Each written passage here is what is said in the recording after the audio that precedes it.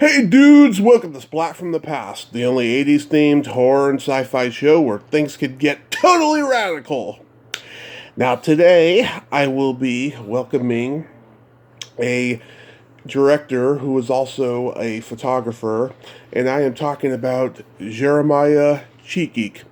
Jeremiah directed the 1989 holiday cult classic National Lampoon's Christmas Vacation, Benny and Joon with Johnny Depp, one of his early movies, in early fame, that is.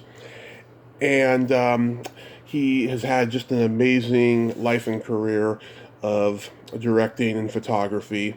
And also, for a lot of you cult film fanatics, he was also the guy who holds Judge Reinhold at gunpoint in Head Office, which I want to ask him about because it's so hilarious. I love that movie. I love that scene. And it's going to be great to talk to him today, the day after Thanksgiving. I hope a lot of you had a wonderful Turkey Day. I know some people are celebrating it today instead of yesterday, and that is their right. So it's going to be spectacular today. So, yeah, here is my interview with Jeremiah Chechik.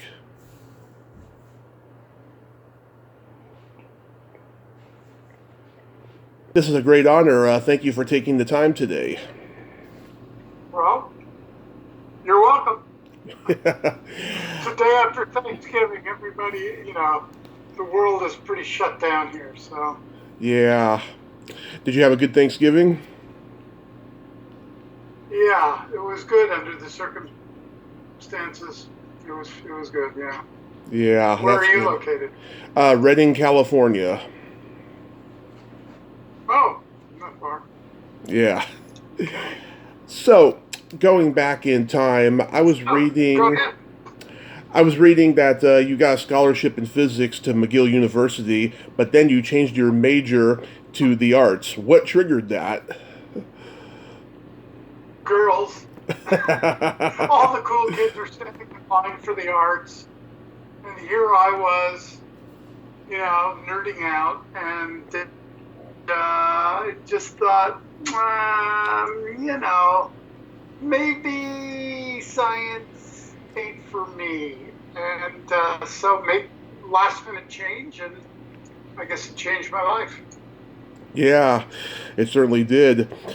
So, by the way, I still have this great passion for physics and science and all of that, Yeah, but more as a hobbyist now. Thank goodness. yeah. I also read you made some documentaries about the Black Panthers and the Vietnam protests.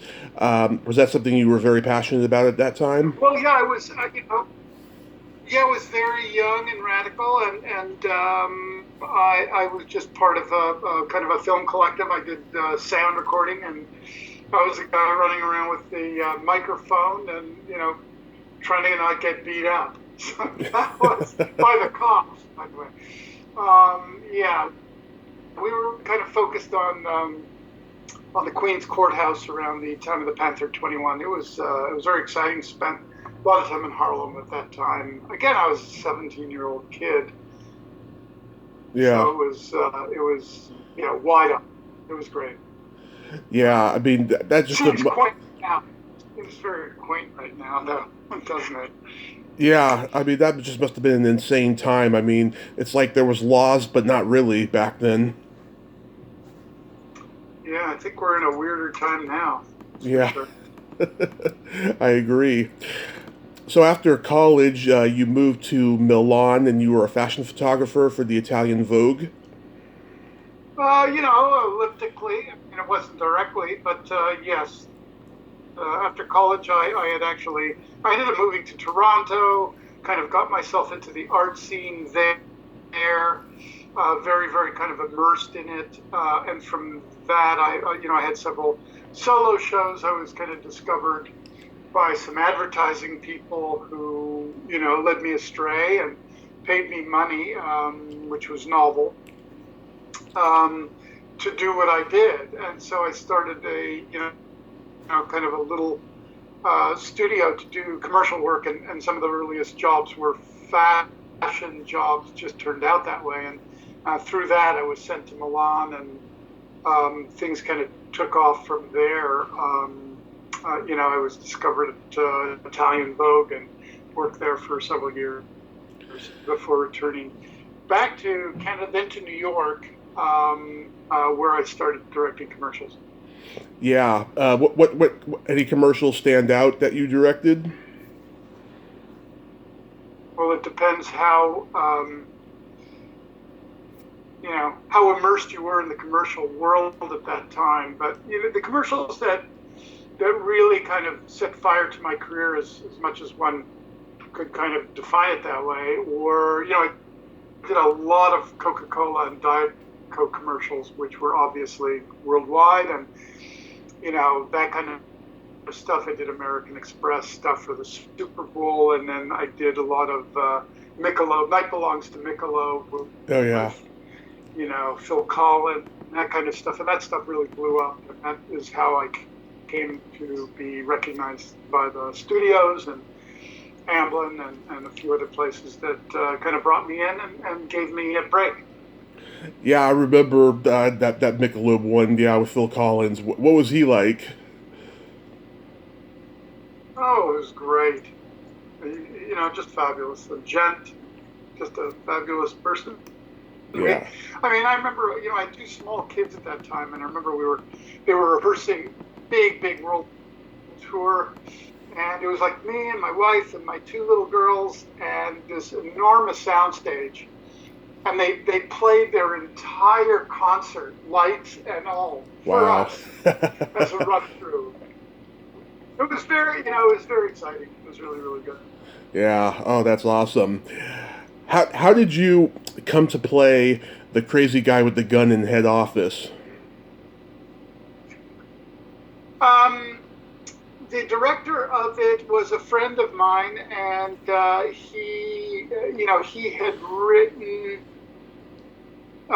this script, and I think it was TriStar was making it, and I remember reading the script and thinking, oh shit, it's a day or two of shooting. I'll do that. It's kind of Looney Tunes. And of course, when I went onto the set, and this was, I forget, it was at MGM or Sony, whatever it was, Hmm. studio-wise. And I remember playing it with Judge Reinhold was Yeah. the lead. And we were doing our scenes. But it was quite funny because I had done a lot of commercials at that point. And I knew all of the people in the crew. So I felt like, okay, even though coincidentally it was a movie crew making this movie for Ken, but I was kind of comfortable, and they were going like, "Hey man, don't quit your day job." They were harassing me, Yeah. they would say, "Are you nervous? Are you nervous?" And I was like, "No, I'm not nervous. It's the director who should be nervous. He asked me, right?" So that was my acting experience. Though I had acted on stage years before, and I had studied theater at McGill, so it wasn't completely bewildering to me. But it was a lot of fun. I remember it clearly today. It totally, now that you brought it up, I haven't really seen that movie. I kind of should look at it if it's around. Yeah, you made the scene work. It's hilarious. I've loved that since I was a little kid. You got that bad '80s mullet, and you're just like you look like a happy man. It's great. Yeah, if only they knew. Yeah, and Michael O'Donoghue, he worked on the movie, wrote it and stuff, and you worked with him years later on Arrive Live. What was he like? I heard he was nuts. Oh, yeah. The loss of Michael O'Donoghue, and I'm going to show you something really just right off camera here. I don't know if you can see this. This is Michael's business card, which I still Wow. have. Can you read this? Yeah, former mental patient. That's brilliant. Michael was really spectacular. He was writing with Mitch Glazer, Hmm. and it was that movie was a tragedy in my life as much as failures of movie production can ever be a failure. But we worked hard on the script. Michael, just a genius writer, dark comic writer, kind of the ironic flip side in many ways to so many. Hold on here. Yeah. Sue, I'm having an interview right now, so I can't really talk. What's up? What's up? Quick. Bye. Day in the life. Yeah. So anyway, the movie was ill-fated, sadly, and a really great script, I think, to this day. Mm-hmm. And it was, years later, Sid Ganis, who was running the studio, who got kind of overrun by his executives at some point, decided that Willem Dafoe needed to be a broad comic. Yeah. And Willem was a friend of mine, and before that, and we just set off to do something really unusual, to play Michael and Mitch's script very seriously and let the text and the story become the comedic engine. Yeah. But they wanted yucks, I guess. I never really mentioned that. The design of it, Michael Riva designed it. He now has passed away. Brilliant design. We trained a whale. I mean, it was nuts. But years later, Sid apologized to me, for that debacle, because I basically quit the movie, and the crew quit, to support me, so that they couldn't kind of keep going and, do it again with a broad comic talent they wanted to substitute. And it was a mess. I lost a lot of time and money, and it hurt a great deal. That's unfortunate. It was one night got away, Yeah, that's unfortunate. You directed Van Halen's video for When It's Love. How was that experience? Oh, fabulous. I have a guitar that Eddie gave me, which I cherish, especially this year, since he died. And Sammy was there. Well, we had so much fun. I did a bunch of videos for Van Halen. And this was they were just huge at that time. But, I mean, this was a big power rock and roll group, but very musically sophisticated, I thought. Yeah. Yeah. Not only Eddie, who was virtuoso, but everyone else. It was it was fun because we all, we became kind of friends, acquaintances. We'd see. I remember going up to see Sammy in Malibu and hanging a bit, and it was just a very exciting way to do it. I was never a big fan of videos per se. Yeah. I always wanted to capture the energy of performance. Was always my thing. So I think we accomplished that in many ways. Yeah, I mean, the song already has like a Pepsi commercial feel to it, and I think where your commercial training comes in, I mean, it's the video is perfect for that song, It was anthemic, and it had that slow driving beat.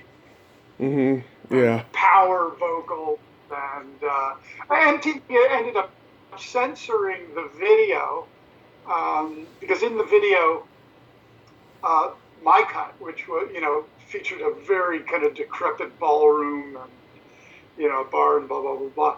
But this couple dances and dances and dances, and as they dance, they spontaneously combust. First they start to smoke, and then they are both on fire and burnt to ash.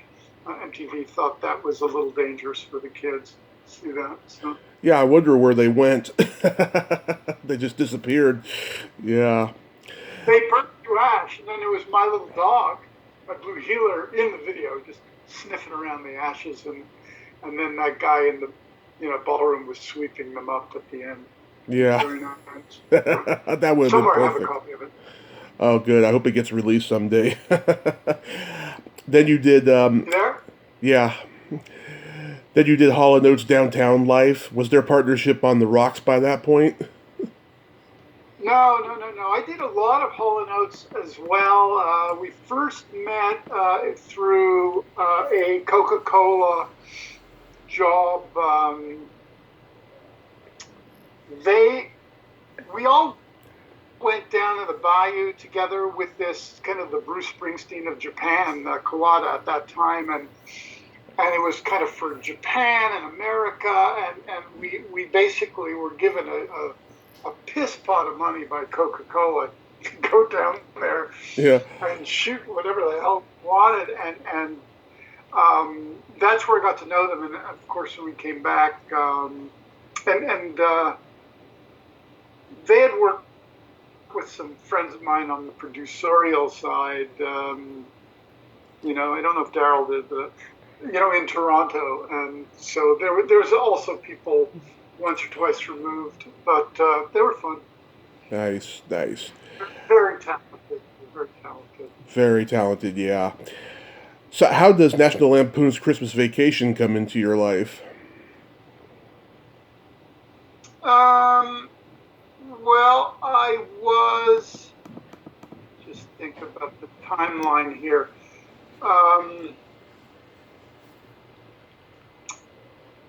I got a call from Spielberg, of all people, Mm-hmm.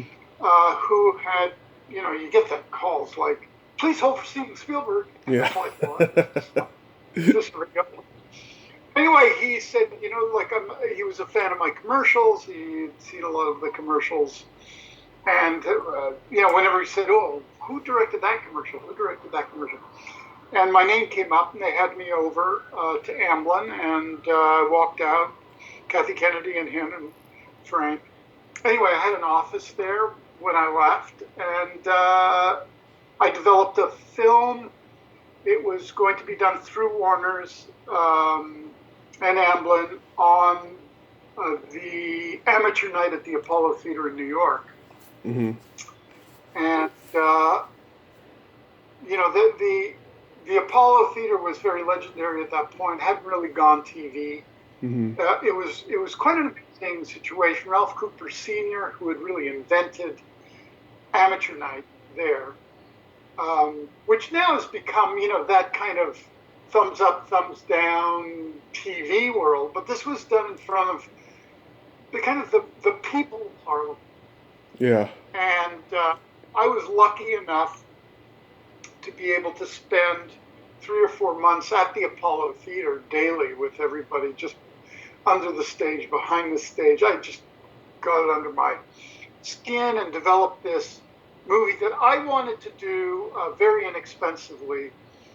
And we had worked on the screenplay. It was going to be an amalgam of kind of using real people and actors, and got a pretty intense crew together. And the last minute, Terry Semmel, who's running Warner Brothers with Bob Daly, said, why are we doing a little movie about this with unknowns? This is a terrific story. Why don't we do a big ass musical Apollo film and use movie stars? And he said, well, Jeremiah, you know Whitney Houston, you can get her to do this. I made a bunch of Diet Coke commercials with her and knew her. And they were talking about Eddie Murphy and blah, blah, blah. And I'm going, but it's called Amateur Night at the Apollo. And the whole point is, we don't know if these people are going to survive the night on stage.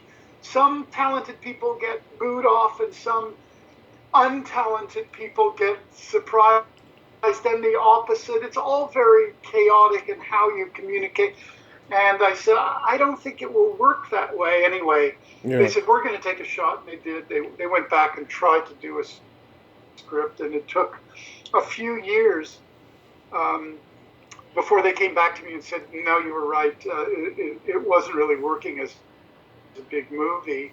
But in that process, I developed strong relationships at Warner, both in the kind of the developmental executive class and with the bosses. And I guess they had decided that I was trustworthy enough and responsible enough to do a movie for them. They started to send me scripts, and I often tell this story of, they had sent me they sent me a whole pile of scripts, Hmm. and I didn't like most of them. And in fact, one of them I remember them saying, "Yeah, Clint Eastwood is going to do this movie, man. You got to do it." And I said, "There's no way that Clint Eastwood is going to do a movie called Pink Cadillac. Yeah. I mean, it's just not going to happen." Yeah. Anyway, that shows you they were just sending me all their stuff. But one of the things they sent me was the most hilarious script that I've ever read by John Hughes. And of course, John Hughes being John Hughes, I was like, well, I'd never done any comedy before. I don't really know that world, but if John Hughes is my producer, maybe I'll learn a thing or two. So I met with Chevy and John and blah, blah, blah, and they ended up hiring me. And, it was, a kind of jump into the deep end of the pool and go. As fun as it was also very difficult. I did have a lot of support from the studio, from Warner's, and a lot of support from my actors, say one, and a lot of support from John. So I felt when I was on set that I was in control of the movie, even though it was my first movie. I didn't feel like, it was an alien experience. I had plenty of, of time in front of actors, big sets, budgets, all of that. So it was not that alien. Um, but what was different is I had to kind of really reverse engineer my aesthetic, because at that time my aesthetic was very focused on, long lens, hip, fast cutting, all the kind of cool shit that Yeah. we were doing in the 80s that really broke a lot of kind of kinetic rules and introduced that style into commercials. And I was right there doing that,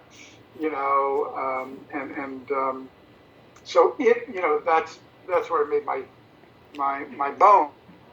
Hmm. And so to do a more traditional, I wanted to do a very traditional looking movie that was very Currier and Ives and Norman Rockwell, very Americana. Yeah. And so I really pulled my aesthetic to the bone and said, I'm not going to be hip, I'm not going to be cool, I'm going to be Yeah. very, in a way, traditional and old fashioned, because I did want the movie to survive me. I wanted it to be a classic. You never can imagine that it would ever in a million years have done that. Yeah. I'm as surprised as everybody that, years later, it's now the third generation watching it, and it's very satisfying. But that is how that process ended up. Yeah. Did you tell Chevy that you two had the Michael O'Donoghue connection? I think it must have come up over the years. He had a lot of Michael O'Donoghue stories, obviously going back to Saturday Night Live, right? Yeah. And on and on and on. I mean, Michael O'Donoghue touched a lot of people. Hmm. He had the most crazy apartment in New York. I remember it looked like it was just jammed with books and stuff and rugs. It was in the Village, I think. Anyway, whatever. Yeah. Remembering Michael O'Donoghue.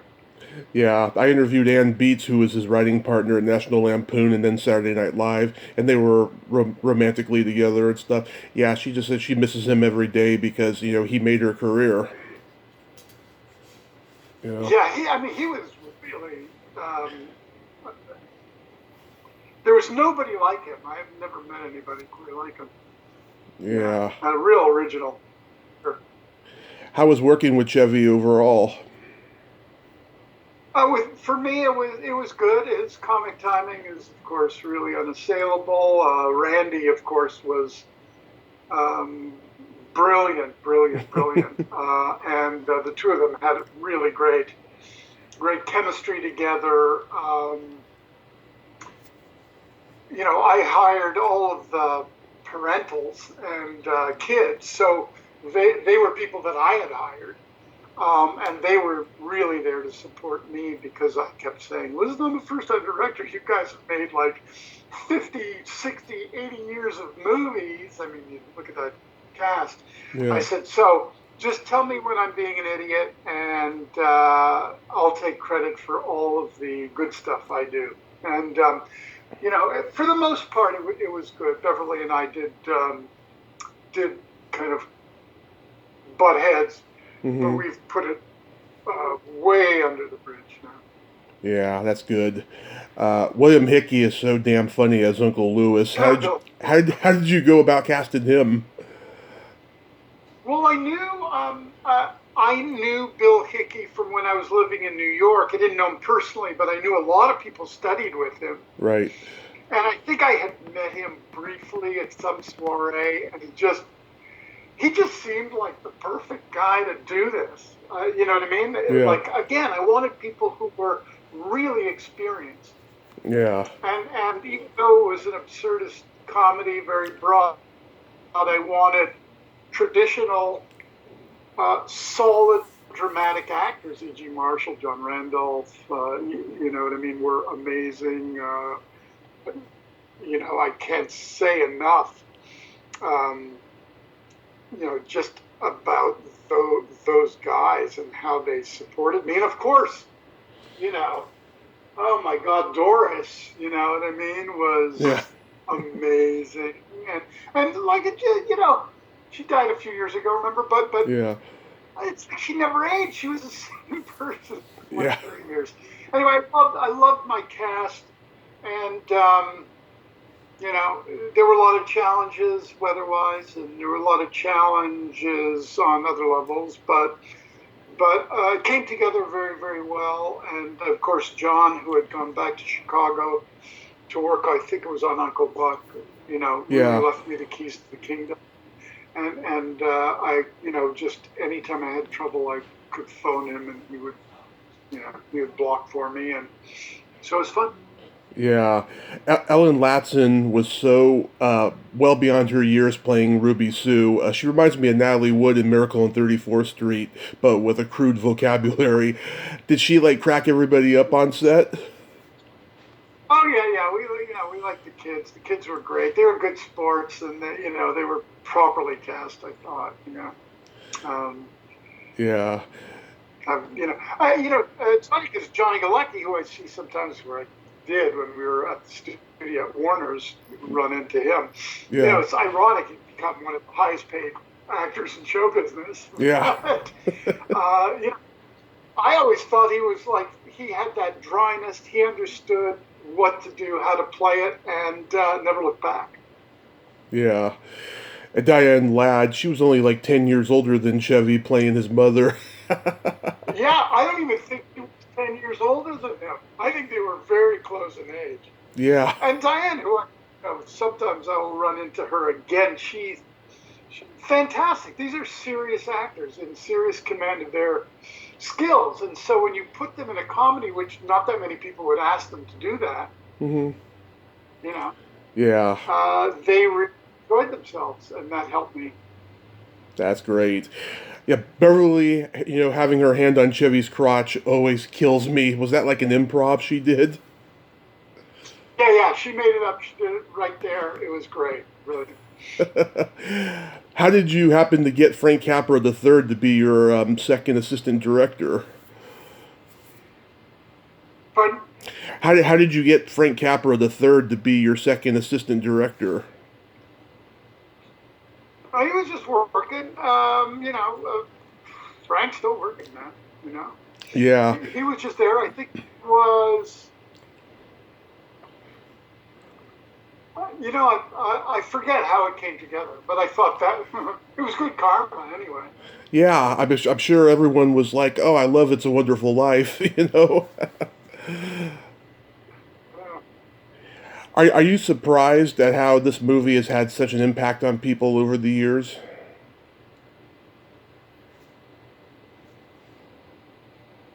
I couldn't be more surprised if I woke up with my head sewn to the carpet. Yeah. With the movie, right? Um, yeah, very, very surprised.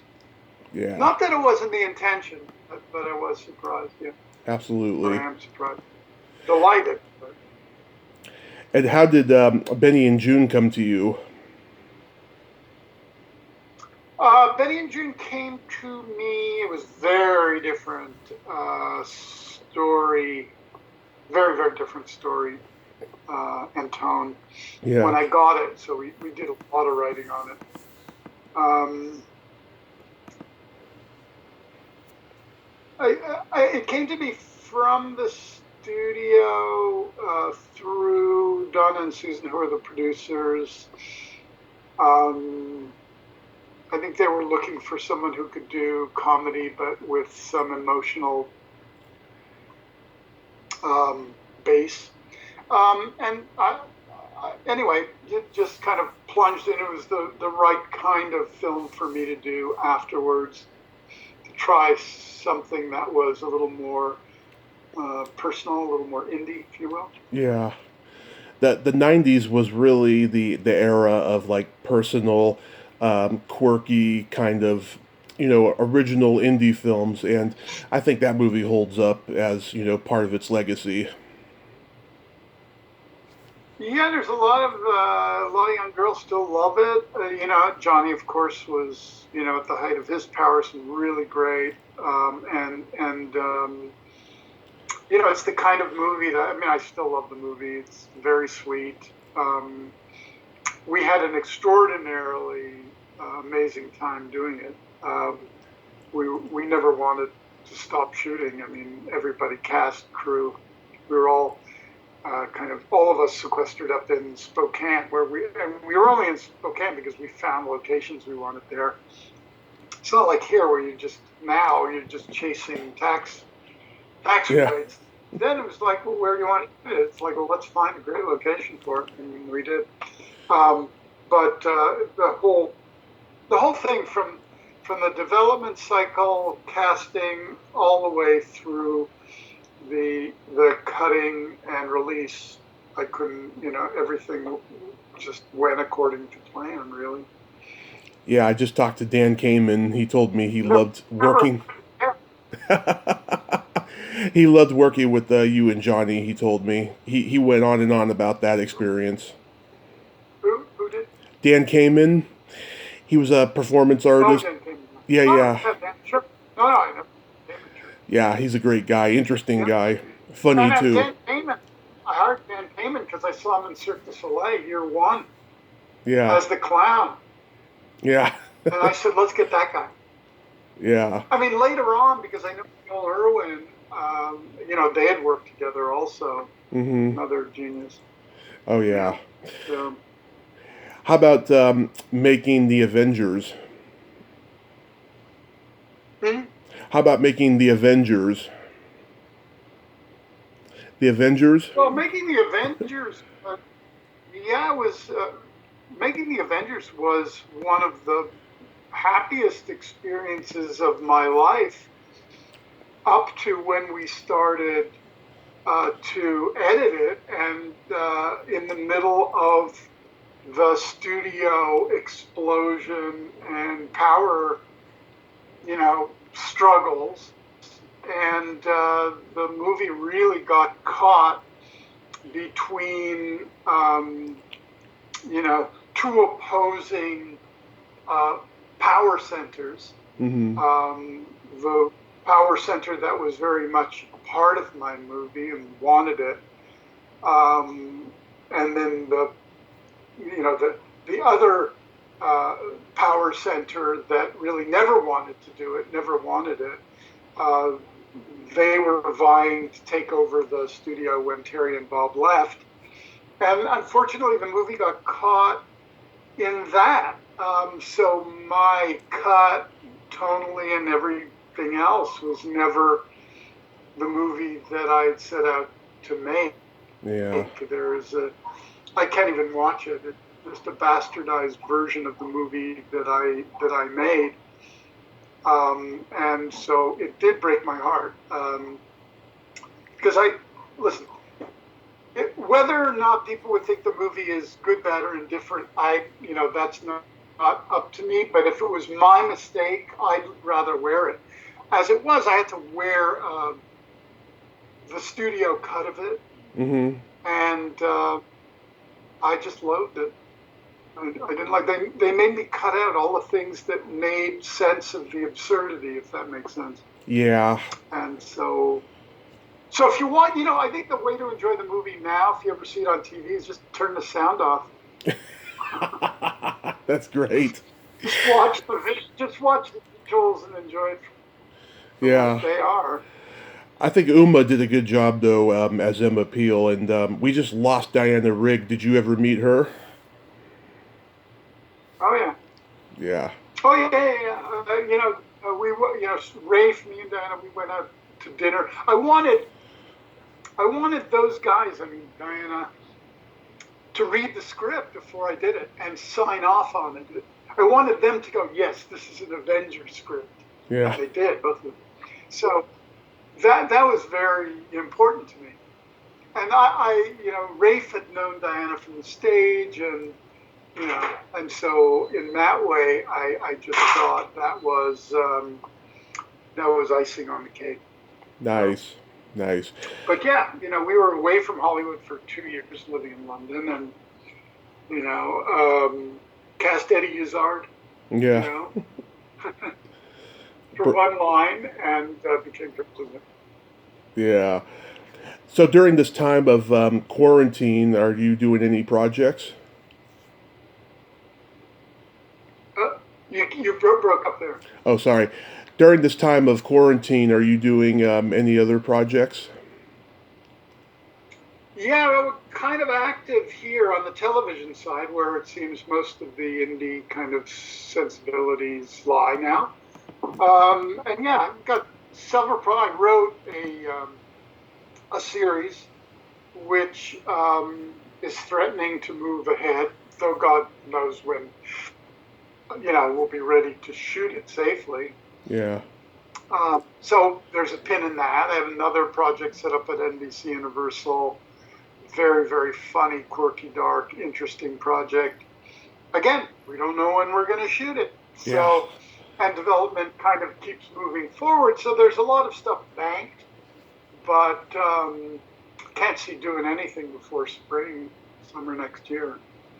Yeah. On that level, Yeah. Thank goodness I have a world of art to deal with. So, I'm happily making, my personal work, working on a couple of books.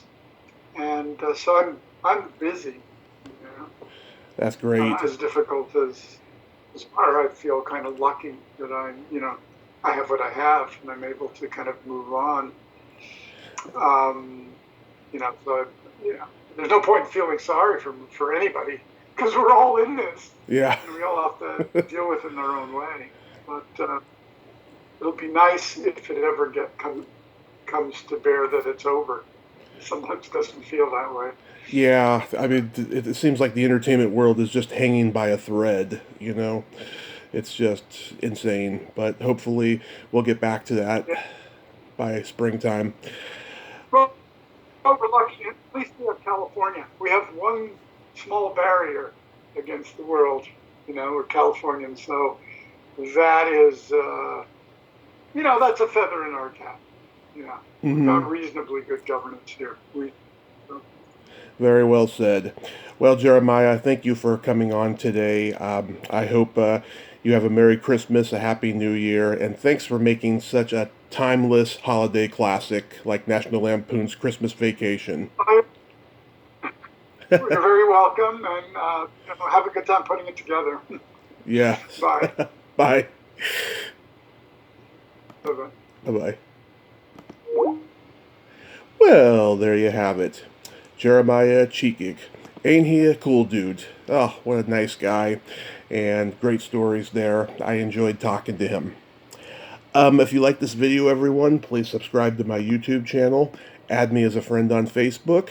Join my Tommy Kovac comedian page on Facebook. Follow me on Twitter and Instagram and all that fun stuff. I don't know why I'm doing the social media, but I'm on a roll from drinking coffee. Well, until next time, this is Tommy Throwback Kovac saying there's no shame in living in the past because the present sucks. Later, dudes.